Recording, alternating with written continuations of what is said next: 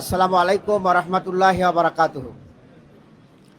28শে অক্টোবরের সেই বেদনাবিধুর দিন, যেটা ইতিমধ্যেই কিছুটা আলোচনা হয়েছে, আর সেই বেদনা এবং সেই জঘন্য ইতিহাস ভাষায় বর্ণনা করা খুবই কঠিন।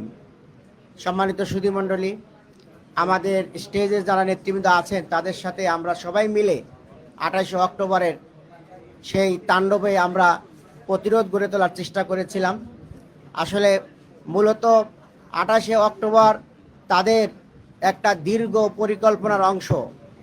2001 সালের অক্টোবর মাসে যে 4 দলীয় ঐক্যজোটের নিরঙ্কুশ বিজয় হয়েছিল, সেই বিজয়ের পরেই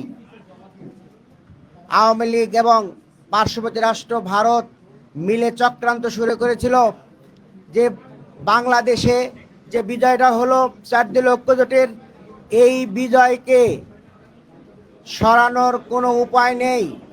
যদি একটা ষড়যন্ত্রমূলক একটা হত্যাকাণ্ড সহ একটা কালো অধ্যায় রচনা করা যায়, তাহলেই শুধুমাত্র এটা সম্ভব। সেই জন্য দীর্ঘ পরিকল্পনা নিয়ে তারা 28শে অক্টোবরকে বেছে নেয় এবং সেই দিন তারা ইসলামী আন্দোলন যারা করে, ইসলামকে প্রতিষ্ঠার কার্যক্রম যারা পরিচালনা করে, তাদেরকে একদম আমির জামাত থেকে শুরু করে আমাদের কর্মী পর্যন্ত সবাইকে তারা নিশ্চিহ্ন করে দেওয়ার জন্য পরিকল্পনা নিয়েছিল। কিন্তু আল্লাহ রাব্বুল আলামিন তার অশেষ রহমত দিয়ে আমাদের ভাইদের শাহাদাত, রক্ত এবং ত্যাগের বিনিময়ে 28শে অক্টোবর সেদিন আমাদের ভাই হারালেও আমাদের আন্দোলনকে তারা ক্ষতিগ্রস্ত করতে পারে নাই।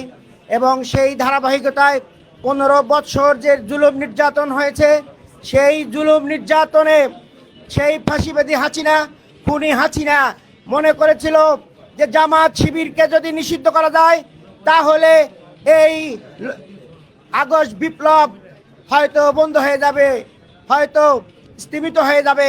কিন্তু বাংলাদেশ জামাত ইসলামী ছাত্র শিবিরকে নিষিদ্ধ করার পরেও দেখলো জনতা এই আন্দোলনকে ছেড়ে যাচ্ছে না।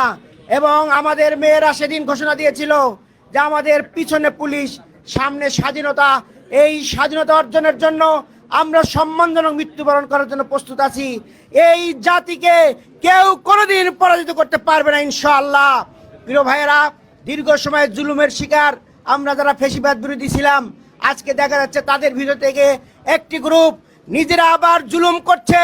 আমরা দ্ব্যর্থহীন কণ্ঠে বলবো, এই যারা জুলুম করছেন, যারা চাঁদাবাজি করছেন, যারা মসজিদে হামলা করছেন, তাদের জন্য 28শে অক্টোবর এবং 24 এই জুলাই আগস্টের যে বিপ্লব, এইটা আপনাদের জন্য উপযুক্ত শিক্ষা। আপনারা যদি শিক্ষা গ্রহণ না করেন তাহলে ডাকসু, রাকসু, চাকসু যেভাবে ছাত্ররা আপনাদেরকে লাল কার্ড দেখিয়েছে, আগামী নির্বাচনেও আপনাদেরকে লাল কার্ড দেখাবে ইনশাআল্লাহ। সম্মানিত ভাই এবং বন্ধুগণ, আমরা অন্তর্বর্তীকালীন সরকারকে বলবো, জামাতের যে 5 দফা দাবি, এই দাবি মেনে নিয়ে স্বচ্ছ সুন্দর একটি নিরপেক্ষ নির্বাচনের ব্যবস্থা করুন এবং জনগণের ক্ষমতা জনগণের কাছে ফিরিয়ে দেন।